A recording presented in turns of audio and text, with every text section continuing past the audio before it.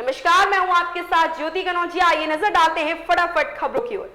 मध्य प्रदेश का इंदौर जिला देश में स्वच्छता के मामले में अव्वल रह रहा है, साथ ही अन्य क्षेत्रों में अग्रणी है। तो इस वर्ष विधानसभा के चुनाव में मतदान करने में कहां पीछे रहने वाला था। मध्य प्रदेश विधानसभा चुनाव 2023 के लिए हुए मतदान के अंतिम आंकड़े आ चुके, इसलिए अब स्पष्ट रूप से कहा जा सकता है कि इंदौर के नागरिकों ने विधानसभा 2018, लोकसभा 2019 और नगर निगम 2022 के चुनावों से ज्यादा इस बार के विधानसभा चुनाव के लिए मतदान में हिस्सा लिया है। लोकसभा चुनाव 2019 से अधिक मतदान इस वर्ष के विधानसभा चुनाव में हुआ है। लोकसभा चुनाव से करीब 4% अधिक मतदान किया गया। माध्यमिक शिक्षा परिषद की बोर्ड परीक्षा 2024 के तहत इंटरमीडिएट की प्रयोगात्मक परीक्षाएं 25 जनवरी से शुरू होंगी।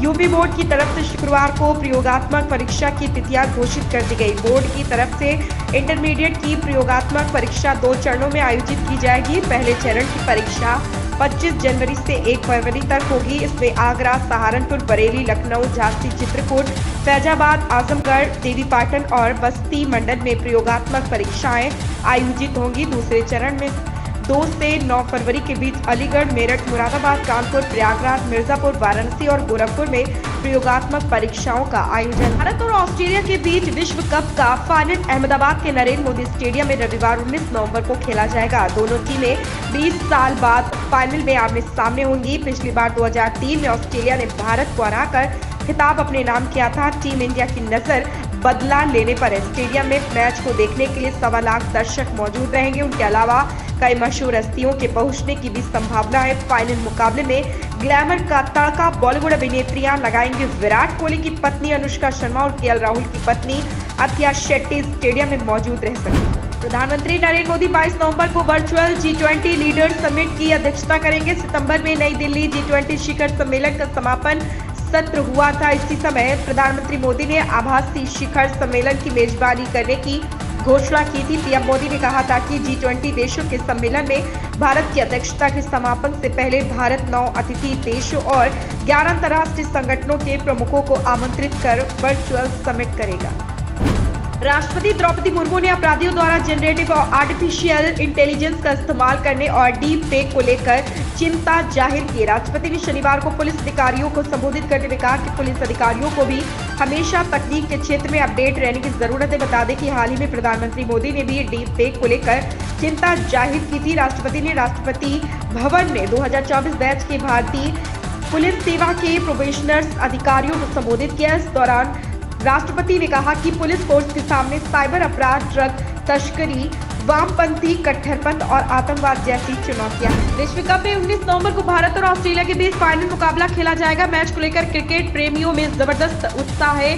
सोसाइटियों में मैच देखने के लिए बड़ी स्क्रीन लगाई जा रही है। गाजियाबाद की राजनगर एक्सटेंशन की अजनारा इंटीग्रिटी सोसाइटी में 18 फुट लंबी स्क्रीन टेनिस कोर्ट में लगाई जाएगी। सोसाइटी के सचिव वेंकटेश का कहना है कि 200 कुर्सियां लगाई जा रही हैं। गाजियाबाद के राजनगर एक्सटेंशन की KDP ग्रेड समाना सोसाइटी के सेंट्रल पार्क में फाइनल मुकाबला देखने के लिए बड़ी LED स्क्रीन लगाई जाएगी। भारत के मैच जीतने पर जश्न मनाने के लिए मिठाई का भी इंतजाम किया जा रहा है। बद्रीनाथ धाम के कपाट शनिवार को शीतकाल के लिए बंद कर दिए गए। इसके साथ ही आज 4 धाम यात्रा का भी समापन हो गया। BKTC के मीडिया प्रभारी डॉक्टर हरीश गौड़ ने बताया कि पंच पूजाओं के 5वें दिन शनिवार को रावल स्त्री वेश धारण कर माता लक्ष्मी को बद्रीनाथ मंदिर के गर्भगृह में विराजमान किया था। उसके बाद उद्धव जी व कुबेर जी मंदिर प्रांगण में लाया गया है और दोपहर 3:33 पर धाम के कपाट बंद कर दिए। हिमाचल प्रदेश मंत्रिमंडल की बैठक शनिवार को मुख्यमंत्री सुखविंदर सिंह सुक्खू की अध्यक्षता में आयोजित की गई।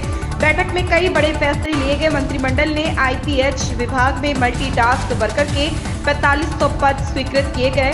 इनमें para fitter, para pump operator शामिल है। इन पदों को बाद में विभाग के मंत्री की ओर से मंडल स्तर पर आवंटित किया जाएगा। उद्योग मंत्री हर्षवर्धन चौहान ने कैबिनेट बैठक में लिए गए फैसलों की जानकारी दी। राजधानी के पड़ोसी राज्यों में जलने वाली पराली, वाहनों का धुआं व स्थानीय प्रदूषण के कारक फिजा की सेहत बिगाड़ रहे। प्रदूषक करों की हवा की गति कम होने से दिल्ली में सांसों पर संकट के बादल मंडरा रहे हैं। शनिवार सुबह आसमान में स्मॉग की चादर छाई नजर आई, जिससे दिल्ली वासियों को सांस लेने में परेशानी हो रही। प्रदूषण का स्तर बढ़ने से लोगों को आंखों में जलन व सांस लेने में परेशानी महसूस होने लगी। नवंबर से लेकर फरवरी तक श्रद्धालुओं की संख्या बढ़ाने के लिए श्री माता वैष्णो देवी श्राइन बोर्ड ने अट्टा आरती में शामिल होने का शुल्क कम कर दिया है। अब 2 बड़े और 2 बच्चे 10 वर्ष तक 5100 रुपए में मां की आरती में शामिल हो पाएंगे। इससे पहले प्रति व्यक्ति 2000 रुपए शुल्क था। कम किए गए शुल्क का फायदा ग्रुप को और ऑनलाइन बुकिंग पर ही मिलेगा। मौके पर आरती में शामिल होने के लिए पुराना शुल्क ही चुकाना पड़ेगा और भवन पर रुकने और बिस्तर का शुल्क अलग से देना पड़ेगा। ऑनलाइन बुकिंग पर 5100 रुपए में ठहरने और बिस्तर की सुविधा साथ में मिलेगी। इन खबरों में फिलहाल इतना ही, बने रहें हमारे साथ।